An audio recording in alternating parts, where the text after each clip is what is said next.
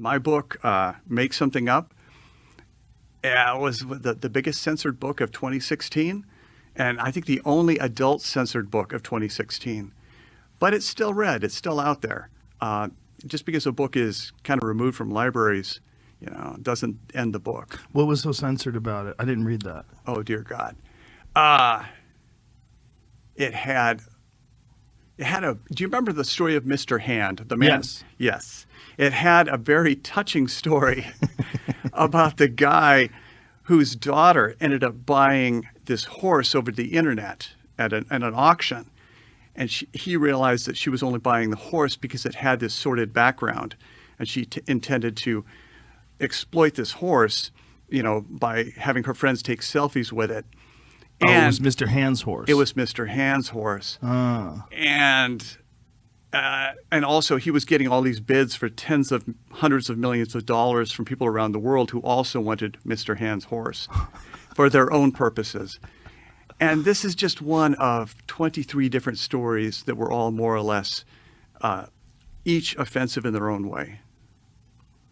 So, it's not Roald Dahl. The Mr. Hand story was wild. Did you ever see the documentary about it? It's called Zoo. Yeah. See, I grew up in the city. I was a city boy. And I always wanted to be a farmer. Well, the job gave me what I wanted. See, I started when I was 16, right after my mom died. For some reason, it just happened one day, and I kind of liked it. I didn't even know it was zoophilia until I got on the internet. I've been on the internet since 2002. It's the first time, ever. I had AOL to start with.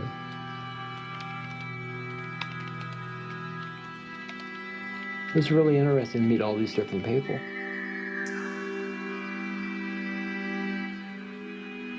And to this day, they're still friends of mine.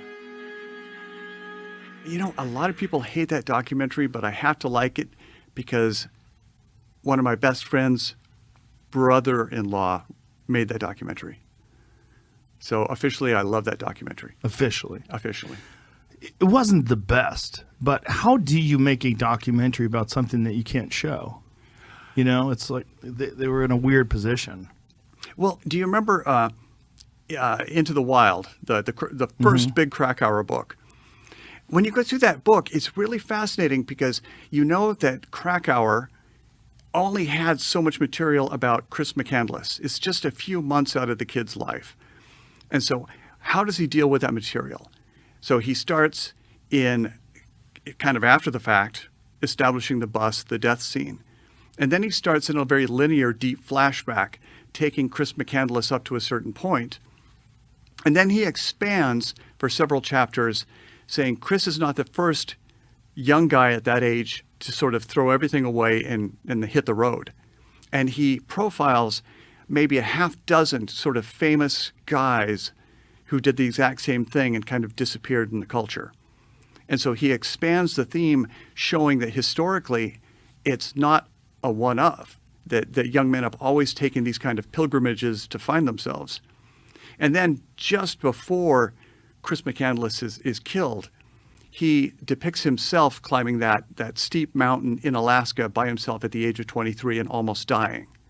And so he illustrates the theme over and over, both with McCandless in the present and with these historical figures doing the exact same thing.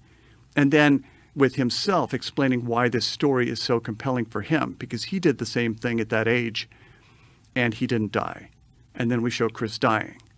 And so if you're going to do the zoo story. It wasn't the fanciest place in the world. It had cows in it, so there was crap all over the floors. There was horse shit all over the floors. The horses would come in and out. And the bulls would come in and out.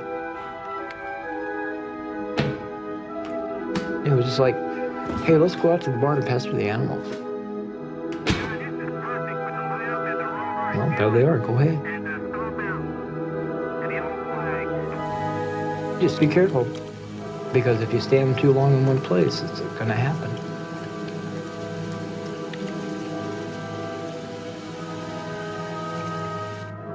If you just stand there, they'll walk up behind you, put their head on your shoulder, and talk to you. They're going to pick up that pheromone your body's putting off. They're going to mount you. If you don't move, you're bred. And I mean bred.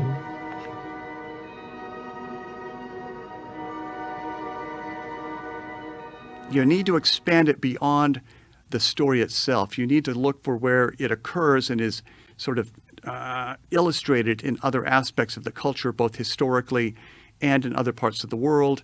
You need to expand the theme beyond just what actually happened. How would you do that? Oh my gosh, Talk about the culture of people that are zoophiliacs? Exactly. You would go down that road. You'd probably pixelate a lot of faces. Yeah. You'd also talk historically. You'd find some academic to talk about it. Yeah, it would have been very easy to do, but it would have taken a little more work. Yeah. Well, they had like recreations in that, didn't they? Like these actors or something. They did, and they were always kind of soft focus, and there were shadows on walls. We should probably tell people what we're talking about. Mr. Hands is a video about a guy getting fucked to death by a horse. It's not necessarily the video that's available that you can watch, and we found it the other day and we watched it, is not the guy actually getting fucked to death by the horse. It is just him getting fucked by the horse. Apparently, they don't have the video of him actually dying, or the one time that killed him. It punctured his organs or whatever it did internally that ruptured him. They had to bring him to the emergency room, and then the police were called, and they started questioning him, like, what's going on here? And then they found out that, well, the whole story was that it's legal in Washington State to have sex with animals, or it was. It was, yeah. Because of this death, they changed the laws. But these people would meet online. I guess they had like a website that they would go to, and then they would say, hey, my buddy's got a farm, let's party. And it wasn't even his farm. He was the caretaker of some wealthy people who had these horses. And the wealthy people had no idea that they were running a brothel. Yeah. See, the thing about Into the Wild is that's a story that many people can sort of relate to.